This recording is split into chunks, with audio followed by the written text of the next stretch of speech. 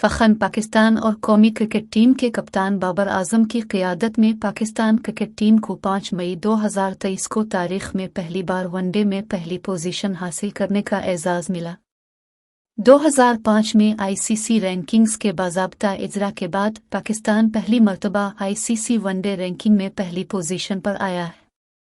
पाकिस्तान और न्यूजीलैंड के दरमियान 5 मैचेस पर मुश्तमिल वनडे सीरीज़ के आगाज़ से कबल पाकिस्तान की रैंकिंग 5वीं थी। सीरीज़ में शानदार परफॉर्मेंस के साथ पाकिस्तान ने न्यूजीलैंड के खिलाफ अब तक के 4 मैचेस जीतकर पहली पोजीशन हासिल कर ली है।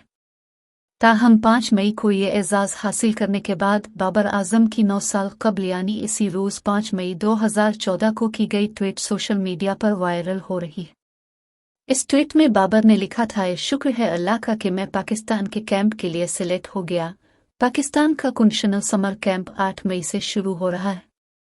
इस हवाले से मैच के बाद की तकरीब में मेज़बान सिकंदर बख्त ने बाबर से सवाल भी किया कि आज ही के दिन 9 साल कबल आपको पाकिस्तान की सीनियर कैंप में शामिल किया गया था और आज इसी दिन आपकी टीम वनडे में पहली पोजीशन पर है।